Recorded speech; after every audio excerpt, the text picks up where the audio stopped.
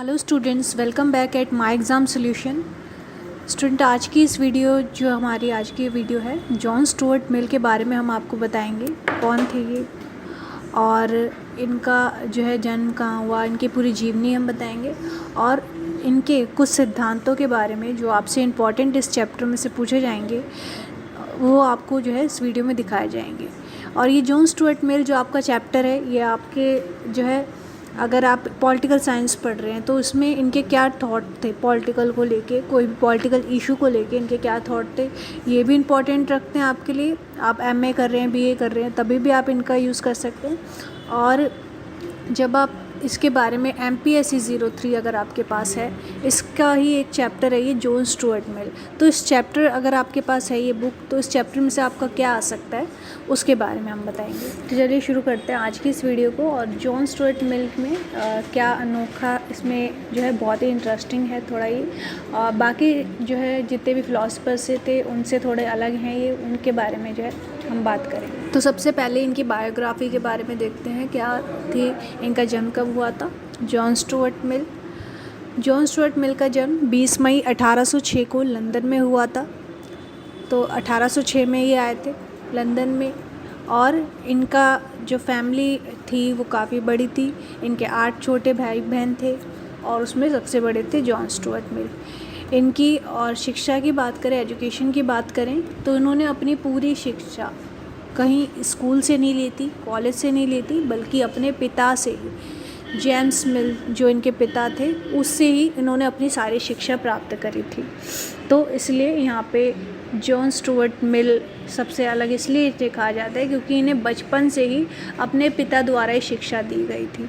अपने पिता द्वारा ही जो है इन्होंने सारी पढ़ाई की थी, सारा एजुकेशन वहीं से मिला। और बहुत ही छोटी उम्र में इन्होंने काफ़ी कुछ चीज़ें सीख ली थी, काफ़ी बुक्स इन्होंने पढ़ ली थी, ग्रीक लैंग्वेज इन्हें आ गई थी, बहुत सारी लैंग्वेजेस इन्हें आ गई थी। इसलिए जो है ये जॉन स्टुअर्ट मिल सबसे ज़्यादा इन्हें अलग यहाँ पे मैंने आपको बताया है। तो इन्होंने उन पुस्तकों को पढ़ा जो उसके पिता भारत के संबंध में हिस्ट्री ऑफ ब्रिटिश इंडिया 1818 लिखने के लिए पढ़ रहे थे।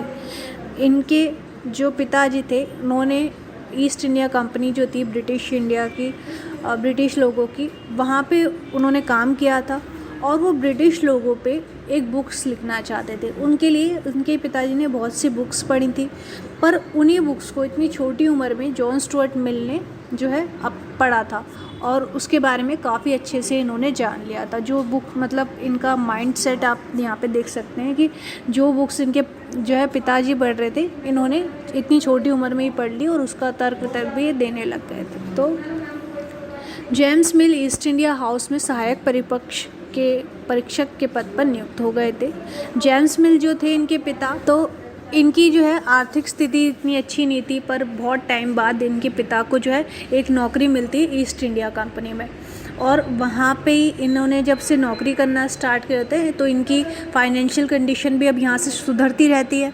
इनके जैसे कि यहाँ पे बताया कि 8 छोटे भाई बहन थे, तो मतलब इनकी फैमिली बैकग्राउंड जो है इतने ज़्यादा लोग थे और इतनी फाइनेंशियल कंडीशन जो है इनकी अच्छी नहीं थी। पर जब से ईस्ट इंडिया कंपनी में उन्होंने जॉब करना स्टार्ट किया तब से इनकी ये कंडीशन जो है सुधरने लग गई।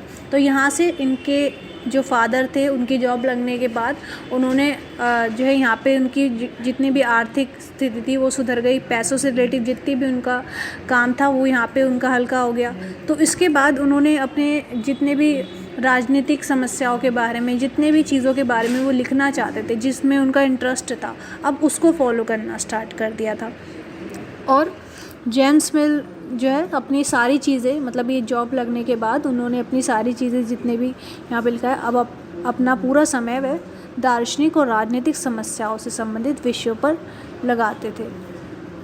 तो इन सबको लिखा उन्होंने, जितनी भी राजनीतिक समस्याएं होती थी और जितने भी दार्शनिक उन्होंने अपने टाइम पे मतलब चीज़ें देखी, उन सब के बारे में इन्होंने लिखा पे। और वो जॉन स्टुअर्ट मिल को जो है इन्होंने भी बाद में उसी जॉब पे लगा दिया था। 1823 में इन्होंने जो है ईस्ट इंडिया कंपनी में फिर एक और वैकेंसी जब निकली तो इन्होंने अपने बेटे को भी वहाँ पे लगा दिया। तो 1823 में जो है स्टुअर्ट ने सेवानिवृत्ति के समय तक ब्रिटिश सरकार में काम किया था। जॉन स्टुअर्ट नियमित स्कूल से वंचित थे इनकी सारी पढ़ाई अगर पिताजी ने करवाई है तो मतलब कि जो स्कूल लाइफ होती थी उनसे ये पूरे वंचित थे, बिल्कुल स्कूल लाइफ इन्होंने नहीं देखी थी, क्योंकि इन्होंने अपनी पूरी पढ़ाई पिता से हासिल की थी और 4 वर्ष की आयु में ग्रीक और 8 वर्ष की आयु में लैटिन पढ़ना शुरू किया था। मतलब इनका माइंड जो है इतना स्ट्रॉन्ग कर दिया था इनके फादर ने कि इन्होंने 4 साल की उम्र में ही ग्रीक भाषा सीख ली थी और 8 साल की उम्र में इन्होंने लैटिन पढ़ना शुरू कर दिया था और भी बहुत सी जो है किताबें इन्होंने पढ़ना यहाँ पे शुरू कर दी थी।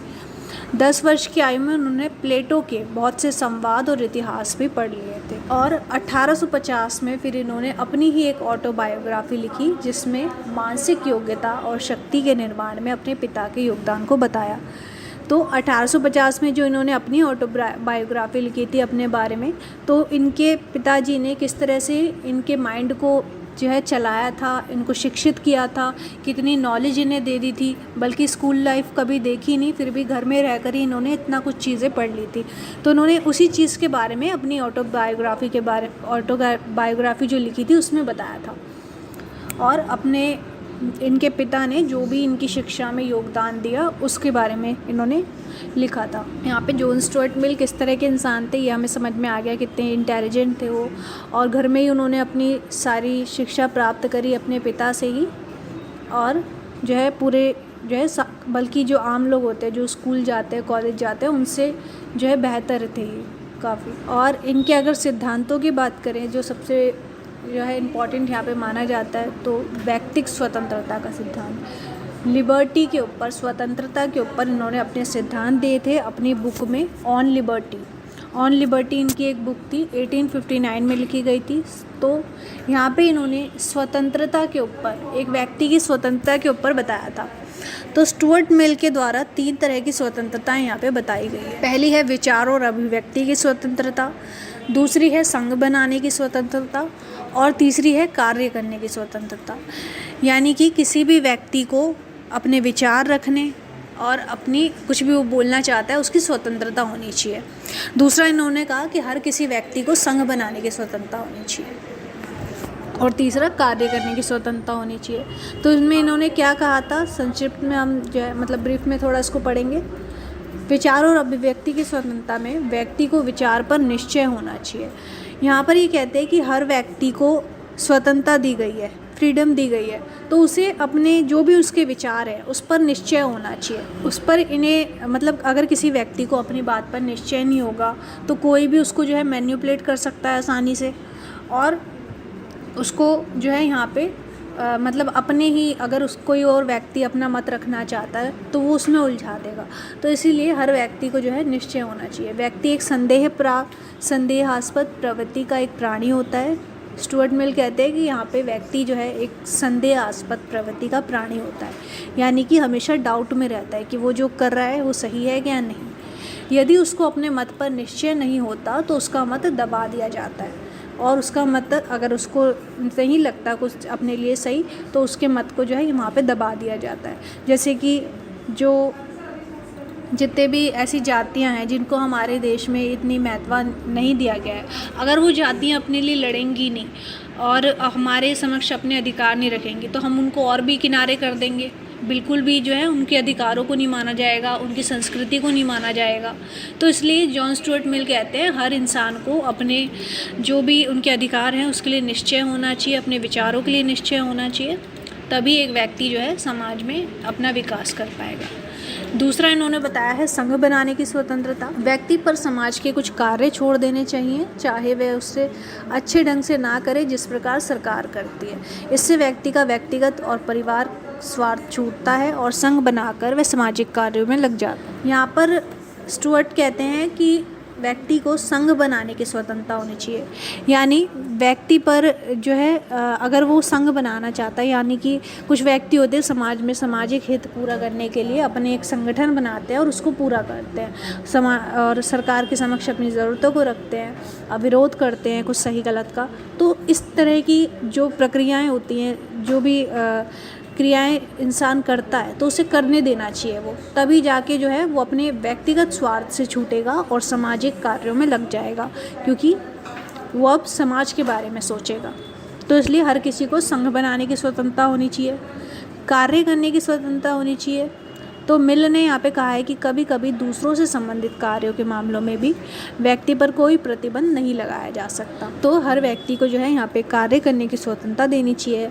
तो और अगर वो कुछ ऐसा काम भी कर रहा है कि अगर दूसरे संगठन को वो चीज़ पसंद नहीं है तो हम इसमें कुछ नहीं कर सकते, वो दूसरे उसकी जो है प्रॉब्लम है। हमें हर व्यक्ति को ये स्वतंत्रता देनी चाहिए कि वो अपने मन मुताबिक कार्य कर सकता है। तो यहाँ पे जॉन स्टुअर्ट का व्यक्तिगत स्वतंत्रता का महत्व आपको समझ में आ गया होगा।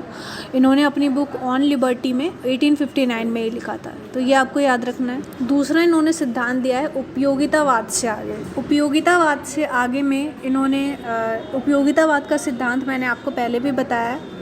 उपयोगितावाद जो सिद्धांत था इसमें इन्होंने जो बेंथम थे उन्होंने अपने विचार दिए थे कि राज्य कैसा होना चाहिए, और बेंथम और जेम्स मिल जो कि जॉन स्टुअर्ट मिल के पिता थे, ये दोनों जो है मित्र थे। ये मैंने आपको पिछली वीडियो में बताया था कि ये दोनों जो है मिले थे और इन्होंने उपयोगितावाद पर अपने सिद्धांत दिए थे। तो यहाँ पे जेम्स जो स्टुअर्ट मिल हैं वो दोबारा से इनके सिद्धांतों को पढ़ते हैं और उसमें अपना तर्क देते हैं। उन्होंने जो है अपने पिता की सभी बुक्स को पढ़ा और इनके जो उपयोगिता पे सिद्धांत थे उनको भी पढ़ा और अपने तर्क यहाँ पे दिए। तो 20 के दशक से इन्होंने जो है इस पर अपने तर्क यानी लिखना शुरू किया। महिलाओं की स्थिति में सामाजिक उपयोगिता की बजाय व्यक्तिगत स्वतंत्रता पर जोर दिया जाना चाहिए। यहाँ पर इन्होंने जो पहला तर्क दिया था वो इन्होंने कहा था कि महिलाओं की स्थिति में हमें सामाजिक उपयोगिता से ज़्यादा उन्हें व्यक्तिगत स्वतंत्रता देनी चाहिए। यहाँ पे स्टुअर्ट मिल कहते हैं कि महिलाओं की स्थिति अगर हमें समाज में सुधारनी है तो सबसे पहले हमें उन्हें स्वतंत्रता देनी पड़ेगी, फ्रीडम देनी पड़ेगी, तभी जाके वो जो है हर महिला जो है स्वतंत्र हो पाएगी और अपने विचारों को रख पाएगी। तो ये इनका था कि हमें जो सामाजिक उपयोगिता का बेंथम ने सिद्धांत दिया था, यहाँ पे इन्होंने व्यक्तिगत स्वतंत्रता पर जोर दिया। दूसरा इन्होंने जो है यहाँ पे नैतिकता का आधार उपयोगिता की बजाय न्याय को बताया है। यहाँ पे ये कहते हैं स्टुअर्ट मिल कि हमें जो नैतिक कार्य पे इन्होंने जोर दिया था बेंथम और जेम्स मिल ने, तो यहाँ पे इन्होंने न्याय के बताया है कि हर व्यक्ति को अगर हमें समाज में न्याय रखेंगे तो इससे हर व्यक्ति का विकास हो पाएगा। इसलिए इन्होंने नैतिकता का आधार उपयोगिता की बजाय न्याय को बताया। तो यहाँ पे इन्होंने उपयोगितावाद पे जो भी इनके फादर ने और बेंथम ने जो भी सिद्धांत दिए थे उसके बारे में फिर ये बताते हैं, मतलब उसको ही इन्होंने संशोधन किया, उसको पढ़ के इनको अपने हिसाब से इन्होंने जो चीज़ें पढ़ी थी उसमें क्या चीज़ें और ऐड हो सकती हैं उसके बारे में इन्होंने लिखा था। सबसे पहला इन्होंने इनका जो प्रमुख था वो था महिलाओं की स्थिति को हमें स्वतंत्रता देनी चाहिए, और दूसरा इन्होंने कहा था कि हमें जो है न्याय स्थापित करना चाहिए।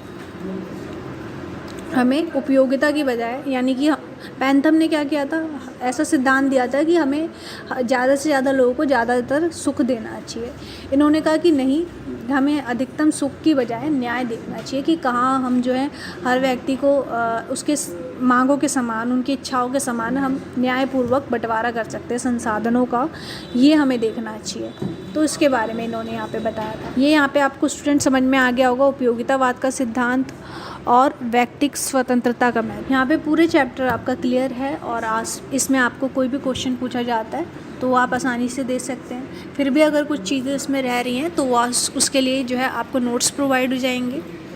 बाकी आपके जो इंपॉर्टेंट क्वेश्चन पूछे जाते हैं वो चीज़ें मैंने इसमें ऐड करी। तो स्टूडेंट, यहाँ तक अगर आपको हमारा चैप्टर पसंद आया हो, आपको अच्छी लगी हो वीडियो, तो आप प्लीज़ वीडियो को लाइक करें और कमेंट में आप जो है हमें अपना नेक्स्ट टॉपिक, आपका कोई भी आप 11th 12th से हैं, MA है, BA है, आप पॉलिटिकल साइंस का कोई भी टॉपिक हमें बता सकते हैं, और किसी भी फिलोसफर पे अगर आप चाहते हैं बायोग्राफी तो वो भी आप हमें बता सकते हैं। Thank you so much students, video को एंड तक देखने के लिए।